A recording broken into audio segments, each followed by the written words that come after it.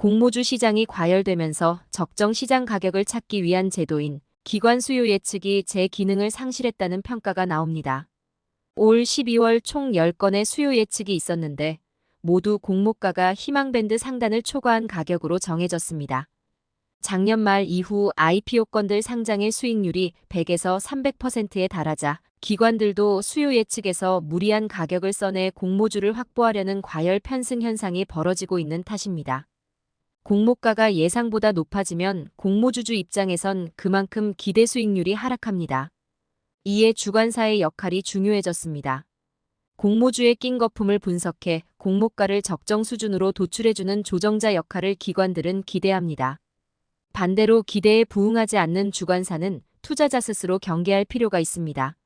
5대 대형 증권사 가운데 공모가를 가장 높게 올려잡는 하우스는 작년에 이어 올해도 삼성증권으로 지목되고 있습니다.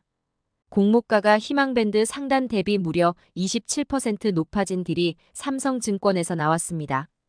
2023년 이후 최대 상승률입니다.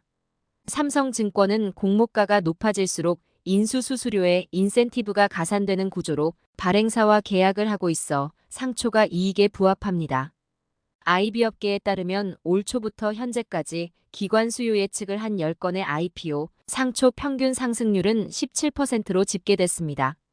과거 같으면 수요 예측이 흥행해도 상단 가격에 팔렸을 공모주가 지금은 평균적으로 17% 비싸게 거래되고 있습니다.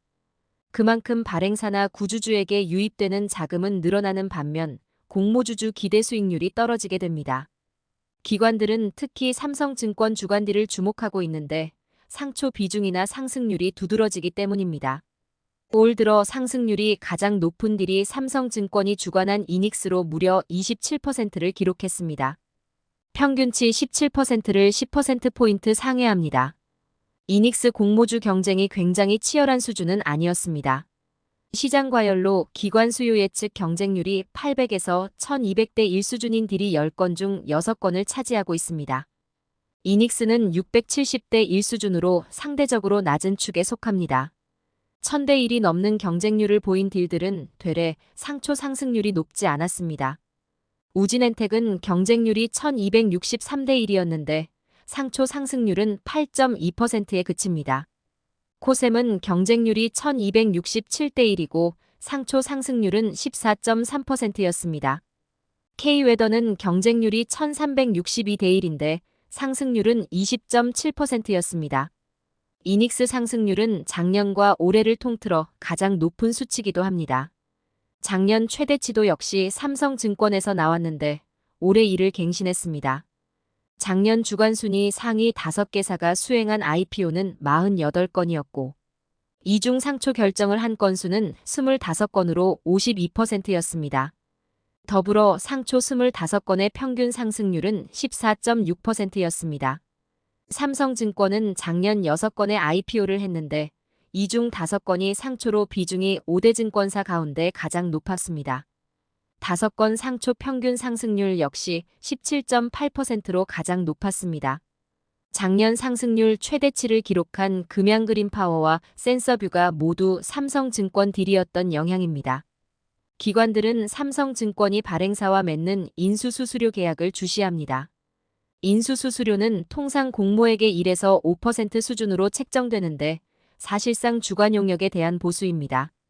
삼성증권은 공모가 흥행할 경우 수수료율을 기본치에서 1% 정도를 가산하는 구조로 계약했습니다. 여기서 흥행은 바로 공모가가 계획보다 높아지는 상황으로 추정됩니다. 인센티브를 받은 딜이 모두 상초였기 때문입니다. 이닉스의 경우 기본 요율이 3.09%였습니다. 하지만 흥행으로 판단해 최종 요율은 3.89%로 높아졌습니다. 이에 희망밴드 상단 기준 수수료는 10억 원이었지만 최종 공모가 기준으로는 16억 원으로 늘어났습니다.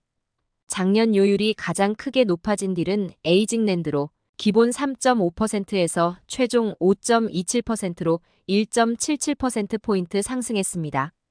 이에 수수료도 희망밴드 상단 기준 17억 원에서 최종 34억 원으로 2배가 됐습니다. 작년부터 올 2월 현재까지 삼성증권이 수행한 IPO 7건 가운데 인센티브가 적용된 딜은 6건이었고 평균 상승률은 1.02%포인트였습니다. 덕분에 전체 수수료 수입도 희망밴드 상단 기준으론 88억 원이었지만 최종 수입은 123억 원으로 크게 불었습니다.